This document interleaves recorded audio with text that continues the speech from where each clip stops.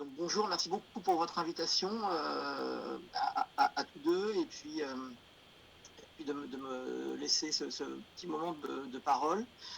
Donc je travaille effectivement en réanimation avec Gustave Roussy à Villejuif, donc un centre de lutte contre le cancer. Je ne suis plus chef de service depuis un an, mais j'y travaille toujours et j'y préside le comité d'éthique dont je vais peut-être donner quelques illustrations de sa place dans cette période bien compliquée que nous vivons.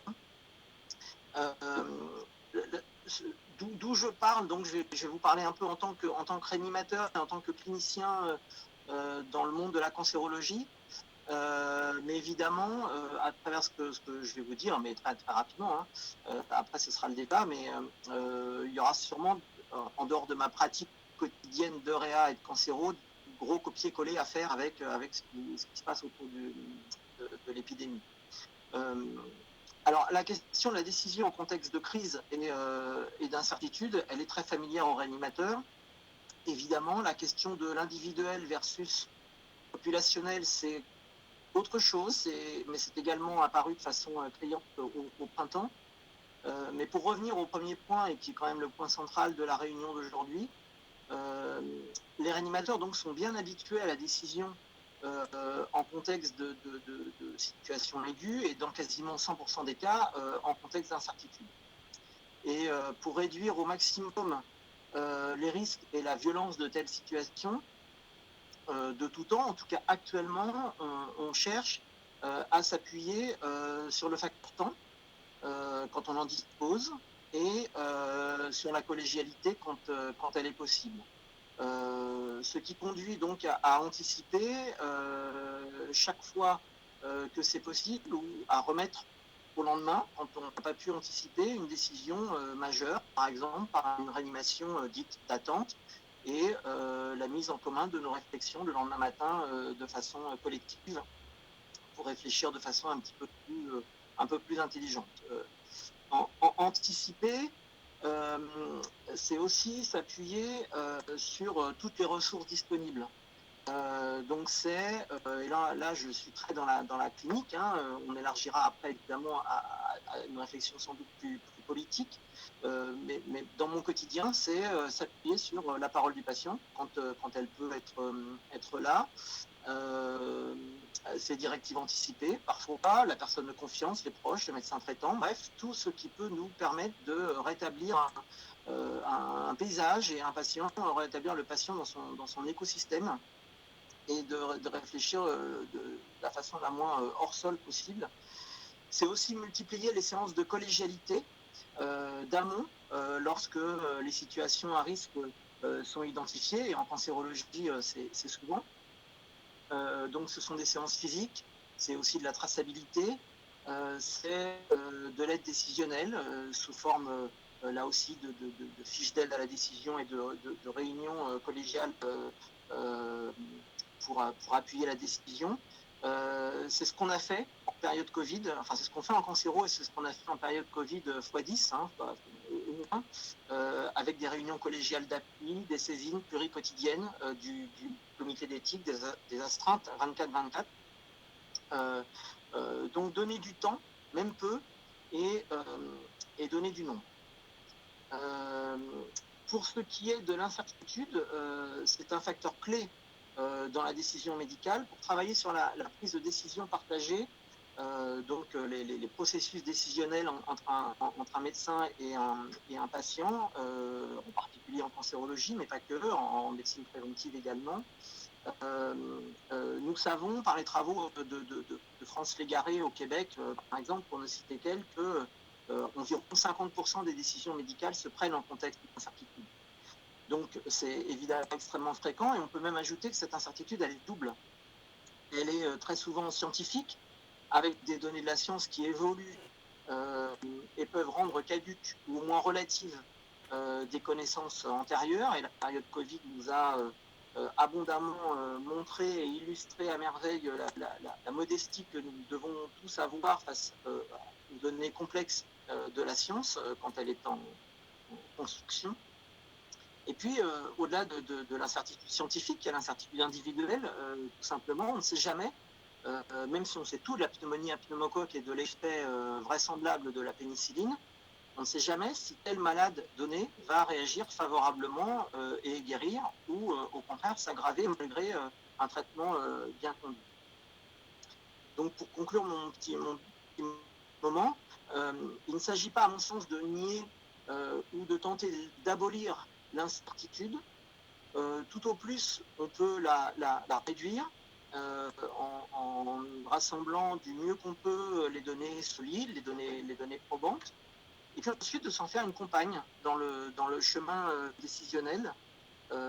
Et c'est là que les enjeux individuels, les préférences du patient, les variabilités cognitives et émotionnelles de chacun, y compris celles des professionnels, donc médecins compris, ont toute la place dans ce monde d'incertitude. Voilà mes premières petites réflexions qui sont très médico-cancéro-réanimation centrées, hein, j'en conviens. Elles ne sont pas très politiques probablement, mais elles peuvent servir, en tout cas elles illustrent ma vie au jour le jour. Merci. Ouais, merci beaucoup. Merci beaucoup pour cette intervention. Vous pouvez rester avec nous pour le moment. Je vais d'abord poser la question à nos différents intervenants, donc Christine Lévesque, Jean-Pierre Burnier, Emmanuel Hirsch et puis Marie-Claire Carrère-G. Si l'un ou l'une d'entre vous a une réaction à ces premiers éléments de réflexion sur l'incertitude. Marie-Claire Carrère-G, peut-être? Moi, j'interviens. Bonjour à toutes et à tous. D'abord, merci à Emmanuel et Vincent d'avoir organisé ce temps d'échange. Je trouve ça manque cruellement en ce moment. J'interviens, je ne suis pas du tout médecin, mais j'ai été conseillère sociale santé de Jacques Chirac et secrétaire général adjoint de l'Élysée, et je me suis beaucoup impliquée dans la préparation du pays à la possibilité d'une pandémie, donc dans les années entre 2002 et 2007. Et je préside donc, comme vous l'avez dit, le Conseil Covid au Conseil régional d'Île-de-France. Et ça m'a beaucoup frappé d'entendre une conclusion disant c'est pas très politique tout ce que j'ai dit. Or, moi, j'ai reconnu vraiment beaucoup de choses. Au contraire, c'est quand on est confronté à une situation d'incertitude comme aujourd'hui, mais en plus une incertitude qui fait peur. Il n'y a pas que l'incertitude. On parle de la santé, on parle de l'idée de mort, on parle de situations où l'autre peut devenir une menace. Enfin, il y a beaucoup de choses qui arrivent en même temps, malheureusement.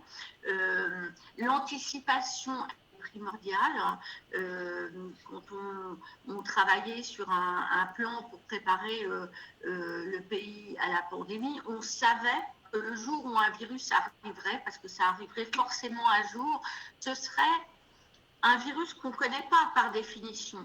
Donc, on essayait de recenser déjà tout ce qui, de bon sens, permet de se protéger et permet de réduire l'incertitude. Se protéger, c'est acheter des tonnes de masques, même si ça coûte cher et même si ça servira. Les masques qu'on achète ne serviront pas, il faudra les renouveler.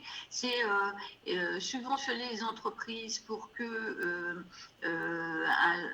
puissent avoir des machines pour produire des masques sur le territoire français. C'est discuter avec des labos pour qu'on s'assure de capacité de traitement, de vaccins. Et tout ça, on faisait alors qu'on savait pertinemment que le jour où ça arriverait, les traitements possibles, on ne les connaîtrait pas tout de suite, les vaccins, merci, voilà. Donc l'incertitude, il faut la réduire en se dotant en toute hypothèse de choses qui sont susceptibles de protéger. en partageant l'information. Vous avez beaucoup parlé de collégialité, mais c'est absolument essentiel. Là, je fais juste une petite réaction, mais j'y reviendrai si vous le permettez. Essayez vous l'avez dit, de réduire la violence. Alors, il y a des choses qu'on peut moins faire en situation de décision politique, c'est remettre au lendemain. Vous avez dit que c'est vraiment trop difficile et qu'on peut, on atteint un peu. Là, l'idée, c'est quand même d'anticiper le plus possible en amont. Et ensuite, en situation de crise, pour le coup, la réduction de l'incertitude est aussi, et par de la collégialité, elle est aussi décisive. Donc, ça suppose